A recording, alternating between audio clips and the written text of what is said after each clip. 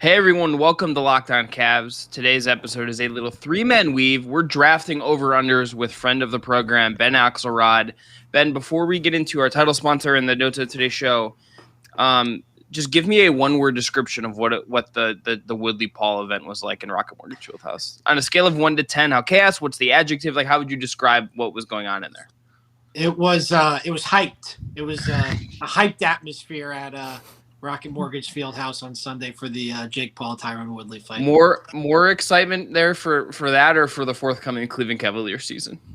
I'll tell you what, if the Cavs have an atmosphere like that all season, something will have gone very right for the Cavs. I have not seen that piece of real estate in downtown Cleveland that hyped since the 2018 playoffs. Look, I'm just saying, bring Machine Gun Kelly in for every home game and have him and Megan Fox just like be Machine Gun Kelly and Megan Fox every home game, and you can profit. That's all I'm saying. That's my free advice for the people at the event. But today's episode is brought to you by Fridays Unlocked on NBA. It's Nick Gangstad. It's Adam Martez. Check them out wherever you get your podcasts. And again, we're drafting over-unders today here with Ben Axelrod. So let's get into it now.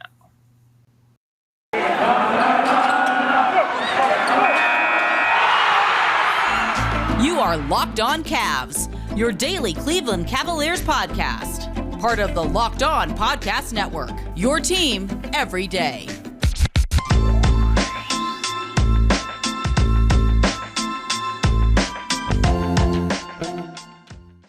All right, this is going to be a two-part episode. Some of you're listening to maybe the first part of this on Friday, second part of this after Labor Day weekend. Ben, you're going to draft first for us. The conceit of this is going to be we're going to go through the Eastern Conference.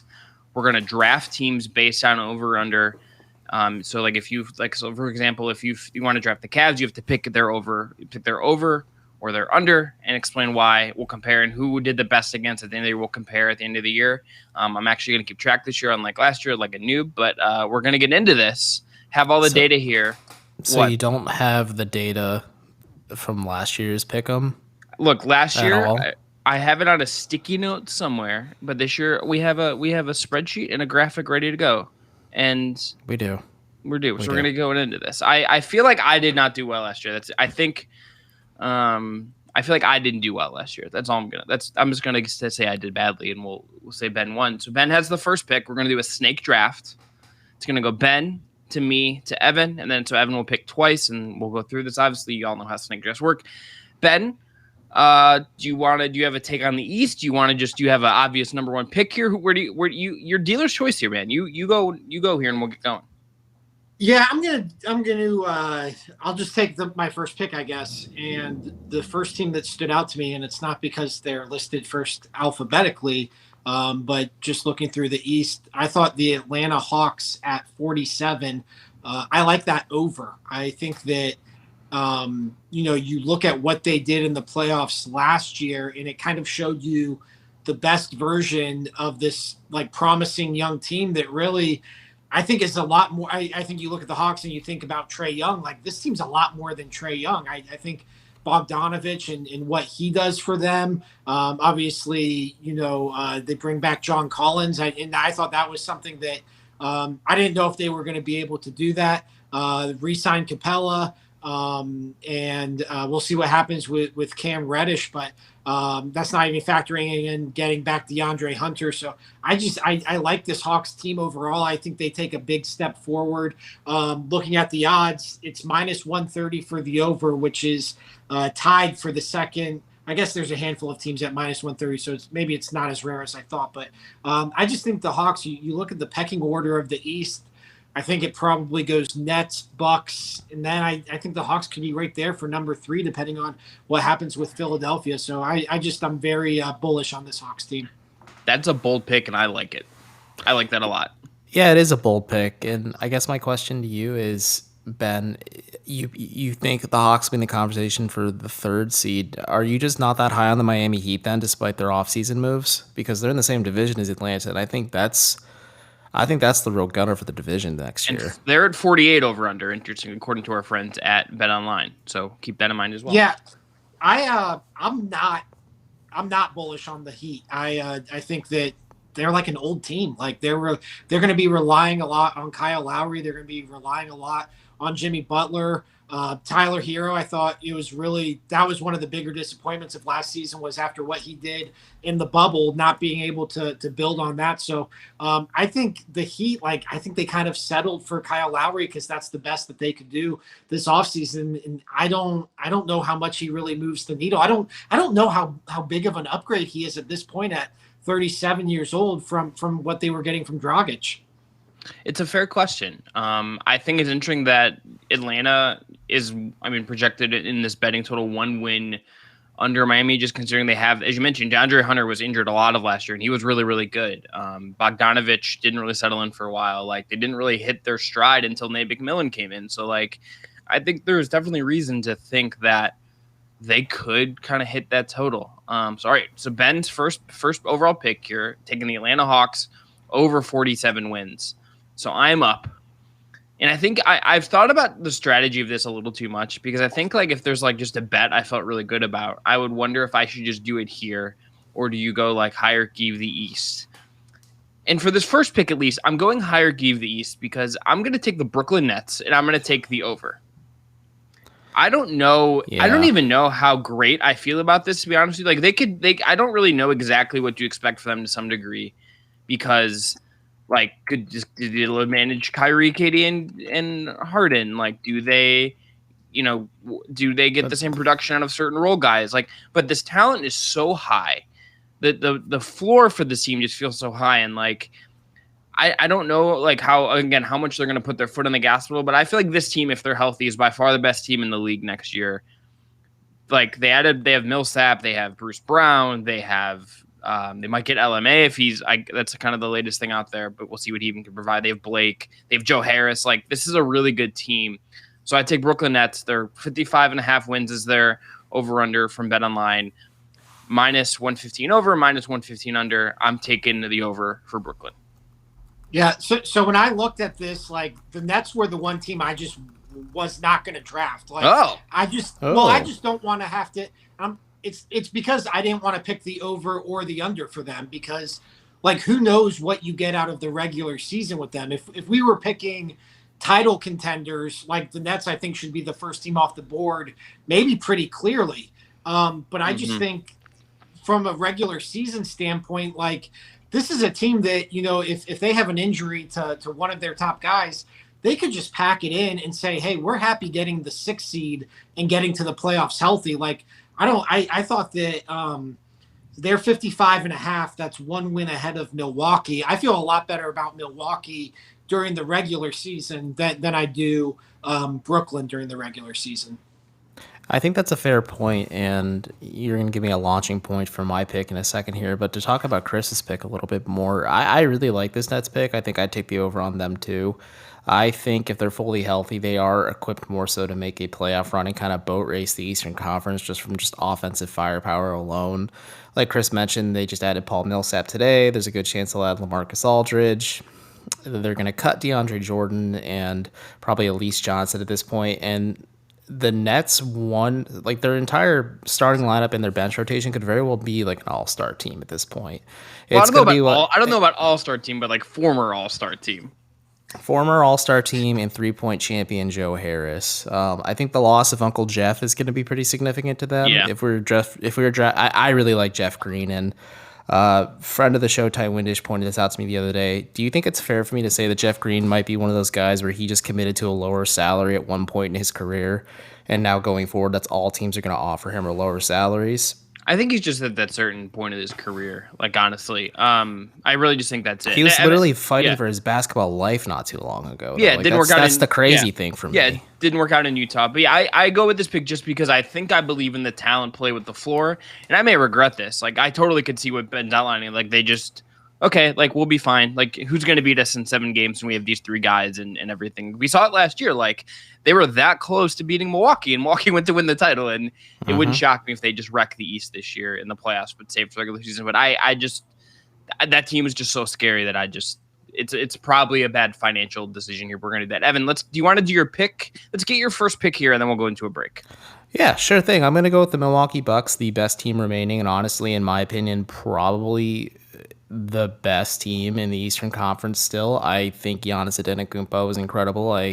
Mike Budenholzer and Giannis both got the monkeys off their back. They know how to win and not choke in a championship situation. I think bringing back Bobby Portis for them was huge. I think bringing in George Hill was a really good upgrade for them. Adding Rodney Hood is a great addition. A lot of former Cavaliers on this roster. I really like the Semi Ojeleye pickup. Bringing back Thanasis as a key role player was a big thing too. And getting Grayson Allen from, if it's not a wild pickup for them, but I think Grayson Allen will be a little bit of a difference maker for them. That feels like a Budenholzer type pickup. And like Ben pointed out, I'm going to take the over on Milwaukee's 54.5, which is what they're projected for this year. Mike Budenholzer teams are known for trying super hard in the regular season, and they make every single one of those games count. So it feels like a pretty safe bet to me to say that they're going to win more than 54 games next season. I don't know if they'll be the top team in the East, but they'll certainly be up there. Like number one team, I should say. They will be one of the top teams in the East. But I feel pretty comfortable in saying they'll be on the over on that just because Budenholzer teams try super hard. Now, the playoffs will be a different story, but we're not too worried about that. We're just talking about the regular season. Ben, any thoughts on that before we go into break?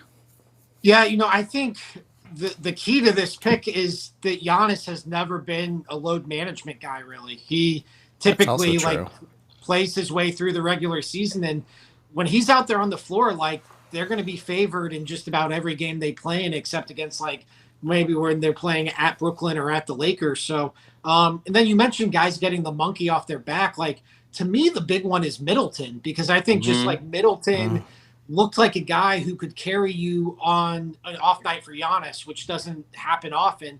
I just think like guys like him, really, Giannis is like going to play at an MVP level for every year for the rest of his prime. But I think, if you want to buy into like a championship, giving a guy confidence and building quote unquote momentum or whatever, like, I think this like takes Middleton to just kind of a different regular season level here. Yeah, I believe that. All right, Evan, let's go into a break. And speaking of BetOnline, they're a sponsor today. Why don't you tell everyone about them? That is true. It's that time of year again, and all eyes are now turning to football as teams are back on the gridiron to start the football season. As always, BetOnline is your number one spot for all the pro and college football action this season. Get all the updated odds, props, and contests, including online's biggest $500,000 NFL mega contest and the world's largest $200,000 NFL Survivor contest, open now at BetOnline. Head to their website or use your mobile device to sign up today to receive a 100% welcome bonus only if you use the promo code LOCKEDON. Be sure to take advantage of their opening day super promo. Make a bet on Thursday, September 9th, season opener between the Super Bowl champion Buccaneers and the Dallas Cowboys, and if you lose, your wager will be refunded up to $25 for new customers only when signing up using promo code NFL100. BetOnline is the fastest and easiest way to bet on all your favorite sports. From football, basketball, boxing, right to your favorite Vegas casino games, do not wait and take advantage of all the great offers available for the 2021 season. BetOnline, your online sportsbook experts and the exclusive betting partners of the Locked On Podcast Network. Also got to tell you about our friends at DirecTV. And DirecTV is reminding you to get your TV together. Does this sound familiar? You've got one device that lets you catch the game live, another lets you stream your favorite shows, and you're watching highlights on your phone, and you've got your neighbor's best friends log in for the good stuff, like Euphoria, I'm assuming is where this is leading into.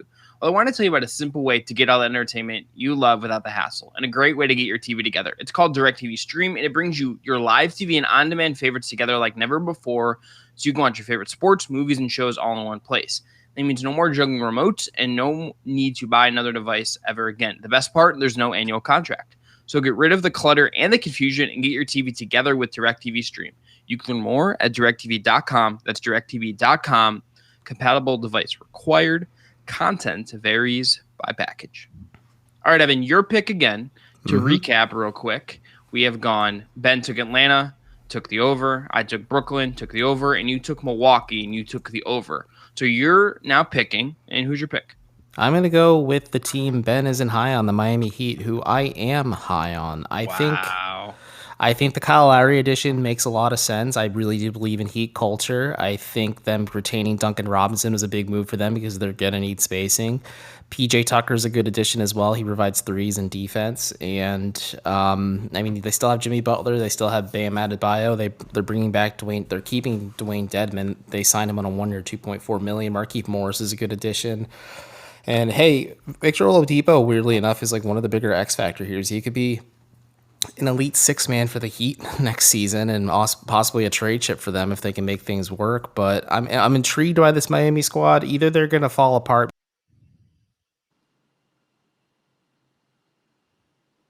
And sorry, I think Evan just froze for a second. So we're going to talk a little bit about Miami, Ben. So I don't really buy them to some extent.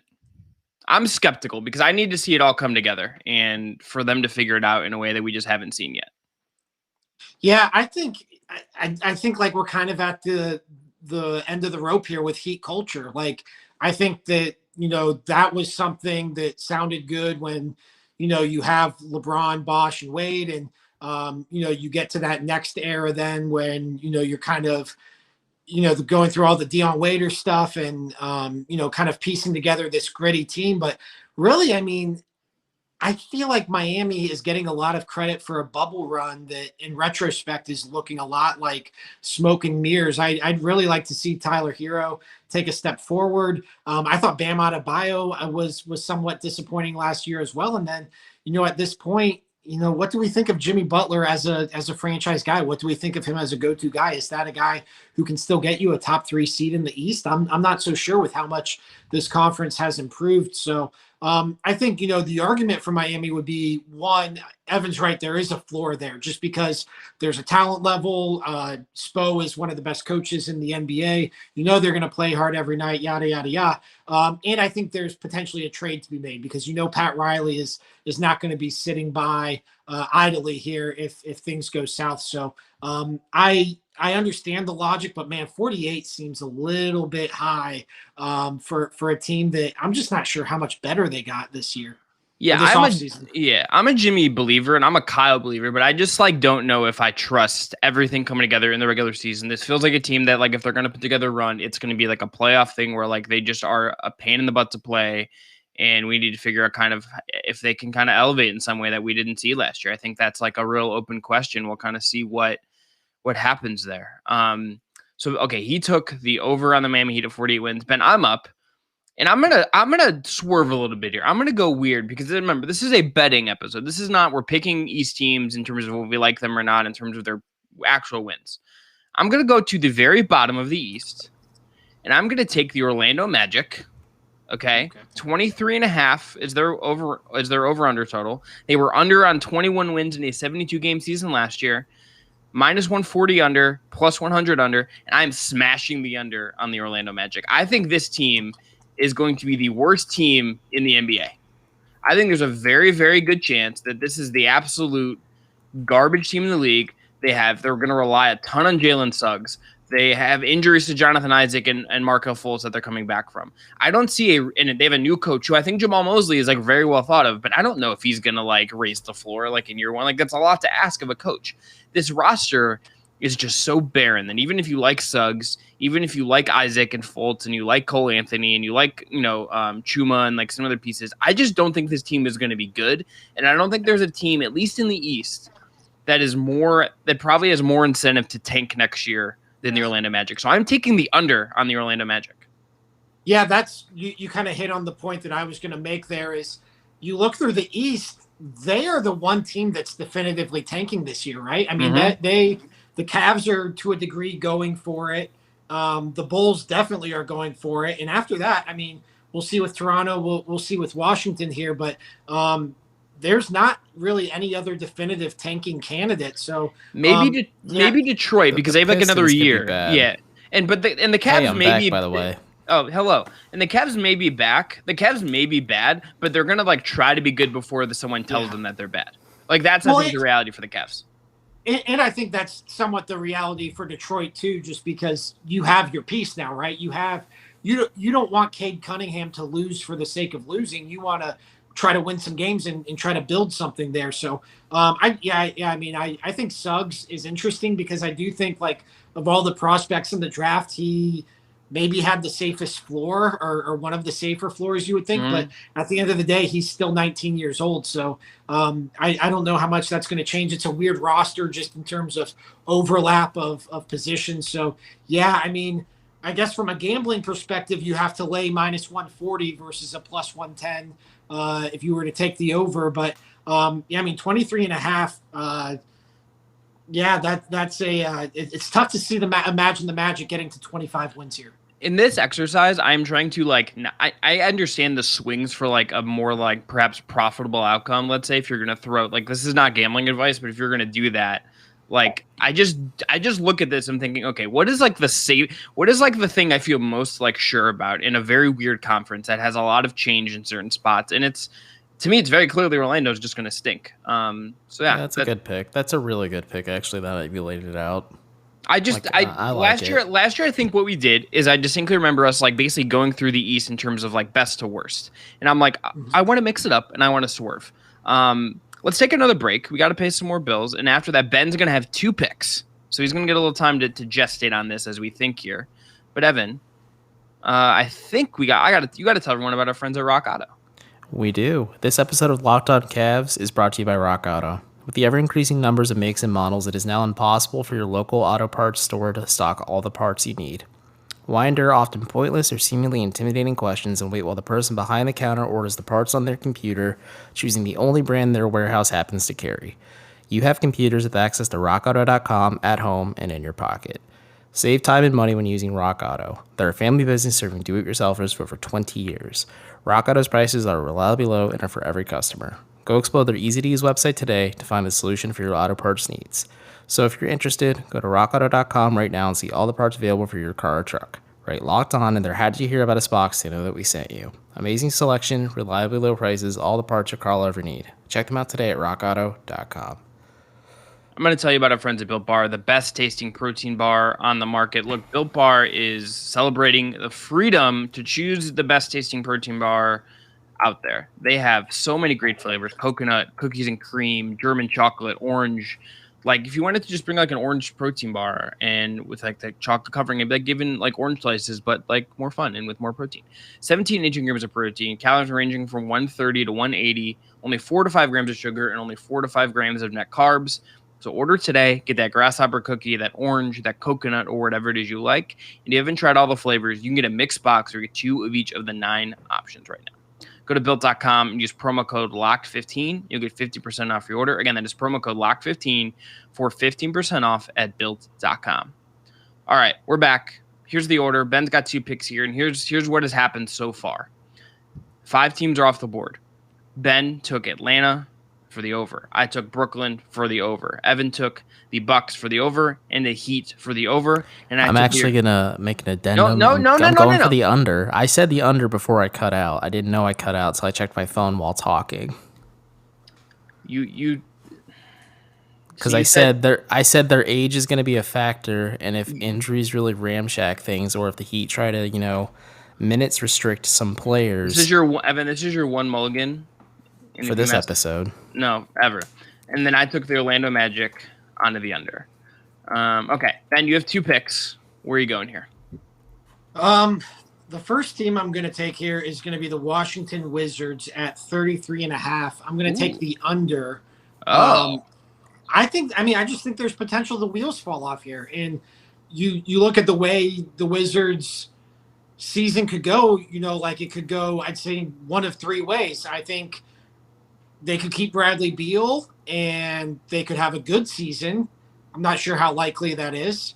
They could keep Bradley Beal and have a bad season. I think that's certainly possible. Or they could trade Bradley Beal and they'll definitely have a bad season. So, I think 2 of the 3 outcomes, and probably the 2 more likely outcomes, are that they have a bad season. And, we talked about the East, and just in terms of there aren't a lot of really bad teams in the East. I think the Wizards, with or without Bradley Beal, have potential to be one of those bad teams. And look, I know there's been talk about him wanting to stay in Washington, but he's at a point now where I think he can sign an extension. And until he does that, I think you have to consider that it's a real possibility that he's going to get traded. This is a team betting a lot on Spencer Dinwiddie's health. Didn't play last year due to injury. Their big offseason acquisition. They're bringing in Corey Kispert in the draft. This is really largely riding on, okay, you replace Russ with Dinwiddie, and Dinwiddie's going to provide you more spacing, and we'll see kind of where that goes. And a new coach as well. I'm forgetting who they hired, but it is not Scott. They've canned Scott Brooks, and they brought someone else in. I just have forgotten who the Wizards hired, and I'm going to look that up. Evan, Wes do you have thoughts on Unseld this? Jr. Wes Unseld Yes. Jr., that is right. I Very forgot well as well, thought so of. I was going to let you A just very struggle yes, there. very well thought of offensive coach, came from Denver. We'll see what he can provide them. That Scott Brooks, I think Scott Brooks definitely leaves some like low hanging fruit on the board with how he coaches. Not particularly inventive. Kind of sounds similar to JB in some ways. But Evan, do you have any thoughts on Washington before we go to Ben's next pick? I think it's a good pickup for Ben for sure. It's just maybe I'm higher on the Wizards just because I think if Dinwiddie's healthy, a lot of it does hinge on Spencer Dinwiddie and a lot of it does hinge on Brad Beal. If he doesn't sign that extension, a lot of teams are going to be circling the Wizards like vultures to try and pick him up and try and acquire him. And Denver makes so much sense for Brad Beal still. Like that could be a very distinct possibility, and we'll see what happens there for sure. But yeah, I like this pickup because that outside of, if Dinwiddie's can't stay healthy, that's a big variable. If Bradley Beal's gone, that's a big variable. Rui Hachimura may not be the future Giannis Antetokounmpo, contrary to what some folks may say. I don't know what's going to happen with the Wizards, but I'm certainly intrigued with what will happen. There's a lot of variables there, so I do like this pick. All right, Ben, your next pick is whom? I'm going to take the Cleveland Cavaliers. Wow. And I'm going to take the under at 26.5. I love it. Smart. I love it. I didn't know how that would be received here. No, we'll get into this, but I'm very much in agreement with you on this, I think. Well, how did this team get definitively better in terms of their win-loss total? And you can definitely point to, drafting Evan Mobley as how did they get better in terms of their long view. But I don't know. I think you could see a leap from Darius Garland. I think you could conceivably see a leap from Isaiah Okoro, although I'm less confident in that as a lot of people seem to be. But even if they make those leaps, I don't know how much it's affecting the win-loss total. I just think that this roster is oddly very much. Outside of Evan Mobley and Lauri Markkanen and. I guess adding Ricky Rubio, I just don't see how this roster took a significant step forward in terms of improving its win-loss total. And then just outside of that, I think the theme, at least of this portion of the podcast, is there's not a lot of, teams at the bottom of the East who we know are going to be bad. And I think right now, other than Orlando, the Cavs kind of stand out as one of those teams who you do not expect to be making a push for a playoff spot. So I don't know if in terms of overs and unders, I think the Cavs kind of stand out as a team that is more likely to underperform than overperform their expectations. I think that's a fair assessment for sure. I think a lot of this does change if somehow, some way the Cavs do trade for Ben Simmons. I think a talent play like that certainly shoots their ceiling up quite a bit, and you can say they're in the play-in playoff picture at that point. But there's just a lot of oddly constructed pieces right now. They addressed the need for bench playmaking with Ricky Rubio. They addressed the need for shooting with Lauri Markkanen and maybe some backup five stuff as well. And maybe they're moving on from Kevin Love too.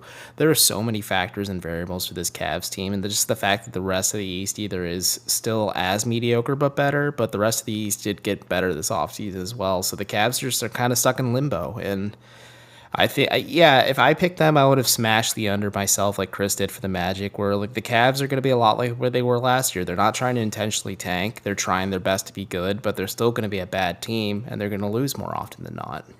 I tend to think that this whole season with the Cavs is them hoping that young guys can take them somewhere, and that maybe someone has a transcendent, maybe Garland has just an outrageous year, and maybe Rubio was a really nice addition. Maybe Markkanen shooting is way more valuable than maybe we're thinking right now. But if your potential starting lineup is all 23 and under, that's a lot to ask them to improve in a meaningful way and make a real run at a serious number of wins. And I also just think as much as I like the potential upside of some of the end of the roster guys, and maybe you could maybe you can fix Jetty, maybe you can do that. Maybe Lamar Stevens can be prove to be a useful NBA player. This is a team that if you want to count Kevin as the eighth guy, sure, but I think there's 7 sort of more proven, at least locked in NBA guys, assuming Mobley, and Mobley I guess hasn't proven anything. And so it's 6 guys that have actually shown they can do something in the league. Dean Wade's kind of interesting too, I guess, but like it's not a team that has a particularly like deep, like the talent level is like not super deep to me. You're really banking on like it all just kind of working in a way. And like, as much as I like JB, I would also feel a lot better about this team if I felt like the coach is going to raise the floor and not sort of like be sort of very steady. Like I think he's really good at working with the players. I think he was the right voice for the team post John Beilein in a lot of ways. I do not think JB is going to coax like an extra 5 wins out of this team.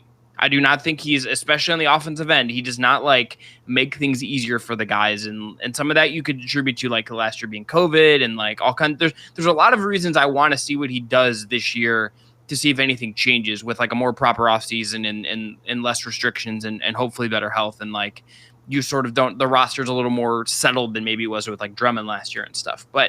And there's literally just not that presence. But I just don't know if we can say that JB is going to be a coach that sort of maximizes this young talent meaningful. Like I would feel better about the Cavs if like James Borrego was the head coach, for instance. Like I think I would feel better about Cleveland if they had, Udoka, or like if they had like pick another younger coach in this conference. Like I guess like that is a little more proven. I would tend to feel better about that. Let's end this.